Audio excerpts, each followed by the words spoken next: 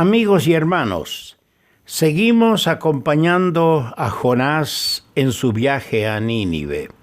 Para ello vamos a leer el libro de Jonás, el capítulo 4. Lo vamos a leer todo el capítulo, que es corto, tiene 11 versículos. Dice así la palabra de Dios. Pero Jonás se apesadumbró en extremo y se enojó.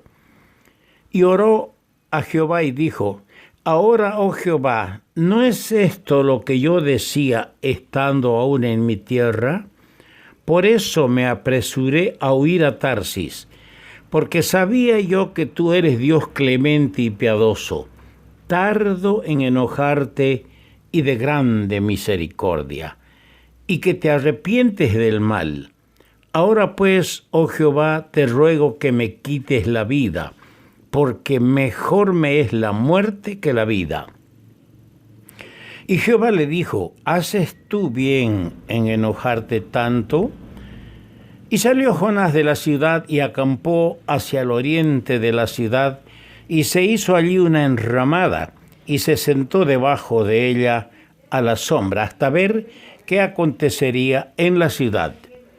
Y preparó Jehová Dios una calabacera, la cual creció sobre Jonás para que hiciese sombra sobre su cabeza y le librase de su malestar.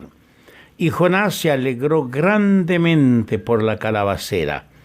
Pero al venir el alba del día siguiente, Dios preparó un gusano, el cual hirió la calabacera y se secó. Y aconteció que al salir el sol, preparó Dios un recio viento solano, y el sol hirió a Jonás en la cabeza, y se desmayaba, y deseaba la muerte, diciendo: mejor sería para mí la muerte que la vida. Entonces dijo Dios a Jonás: ¿tanto te enojas por la calabacera?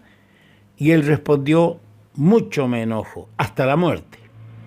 Y dijo Jehová: ¿tuviste tú lástima de la calabacera, en la cual no trabajaste, ni tú la hiciste crecer, que en espacio de una noche nació y en espacio de otra noche pereció?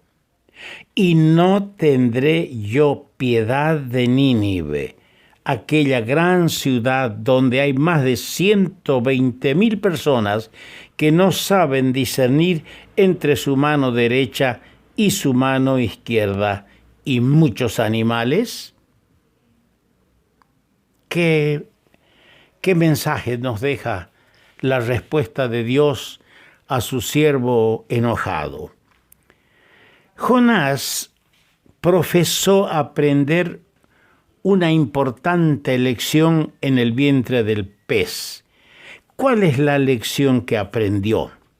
Que Dios esperaba o espera la obediencia implícita de sus siervos. Todos los que decimos que somos siervos del Señor, tenemos que entender que Dios espera una obediencia completa e implícita a sus mandamientos. Cuando Él podía decir: pagaré lo que prometí, la salvación es de Jehová, en el capítulo 2, estando en el vientre del pez, entonces fue libertado de su extraño presidio, porque era una cárcel muy extraña, el vientre del pez. ¿Cuántas experiencias tenemos que pasar a fin de estar dispuestos a obedecer a Dios? Asiria, cuya capital era Nínive, era el enemigo más peligroso y más agresivo que Israel tenía en la época de esta historia. Y Jonás tendría más razones patrióticas, mayormente patrióticas, por no desear verla salvada del juicio inminente. Dios es paciente y habló, dice la Escritura, por segunda vez a Jonás. Su fuga a Tarsis no le había librado de su responsabilidad de anunciarles el mensaje divino.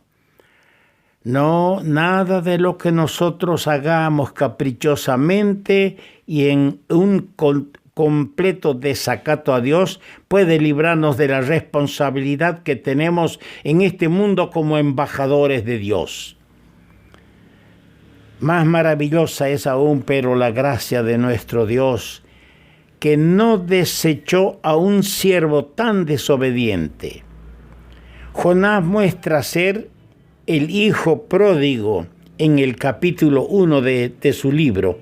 Allí Jonás muestra ser el hijo pródigo, desobediente, y muestra ser el hijo mayor en el capítulo 4 de la parábola de Lucas 15.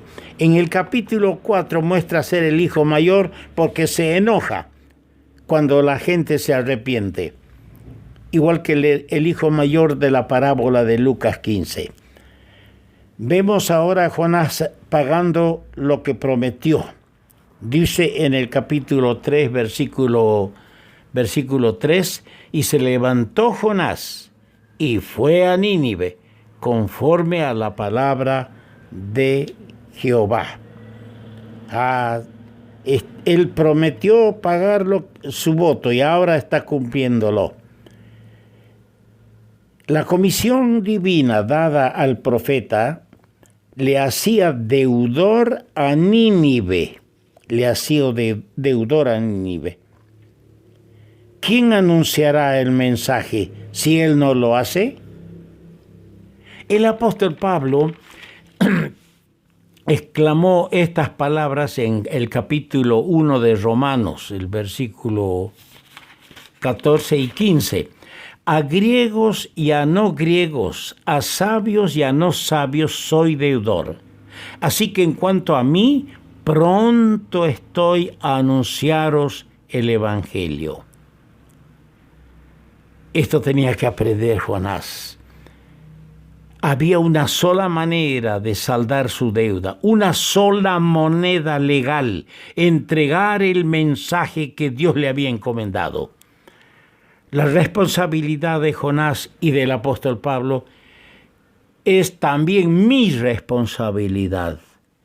El apóstol Pablo dijo, a sabios y no sabios, a griegos y no griegos, soy deudor. Así que debo con prontitud anunciar el Evangelio.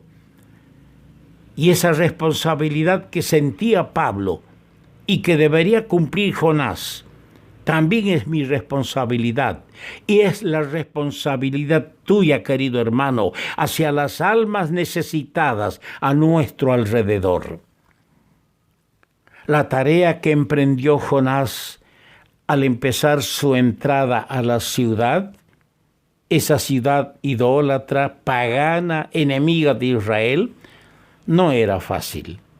Pregonar juicio inminente nunca es tarea grata para el siervo del Señor, menos en una ciudad enemiga y entre un pueblo soberbio, un pueblo pagano, como dije. La inmensidad de la tarea en sí presenta un verdadero problema: evangelizar. En este caso era profetizar. En el caso de Jonás, y profetizar el juicio divino inminente a una ciudad de una circunferencia de unos 100 kilómetros y con una población calculada en 600,000 personas, sería obra suficiente no para un solo hombre, sino para varios.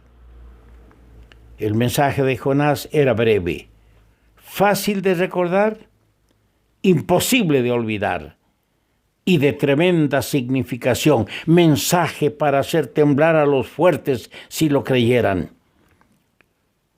De aquí a 40 días, Nínive será destruida. Eso era todo. Sin adornos el mensaje, sin música, la verdad desnuda. No había en el mensaje ni oferta ni esperanza de misericordia. No había ni siquiera explicación de qué manera sería destruida la ciudad. por la intervención de ejércitos enemigos, o tal vez de terremotos, o del fuego y azufre, como fue en Sodoma y Gomorra. No había explicación. Solo el mensaje era breve. De aquí a 40 días, Nínive será destruida. El rey y su pueblo parecen haber comprendido que el mensaje era a la vez una amenaza de juicio divina y un llamado al arrepentimiento. Si no, ¿por qué esperar los 40 días para destruirnos? Interpretaron bien el mensaje. Interpretaron bien el mensaje, pues Dios esperará para tener piedad de vosotros. Bienaventurados todos los que confían en Él, dice en Isaías capítulo 30, verso 18. Dios esperará para tener piedad de vosotros. Bienaventurados todos los que confían en Él. Los hombres de Nínive creyeron a Dios, aceptaron el mensaje como de Dios mismo, no como de Jonás, el instrumento humano. Esta aceptación de la palabra de Dios contra ellos les llevó a buscar el medio de evitar que la ira profetizada llegara a ser vaciada sobre ellos. Su arrepentimiento y el reconocimiento de su estado de pecadores delante de Dios desvió el juicio determinado. El mensaje de Jonás se compara con el de Juan Bautista del Nuevo Testamento. Arrepentíos, generación maligna, decía Juan el Bautista. ¿Cómo nos deleitamos en volver siglos y siglos atrás a repasar esta historia bíblica? Pero queda más todavía para meditar y lo vamos a hacer con la ayuda del Señor.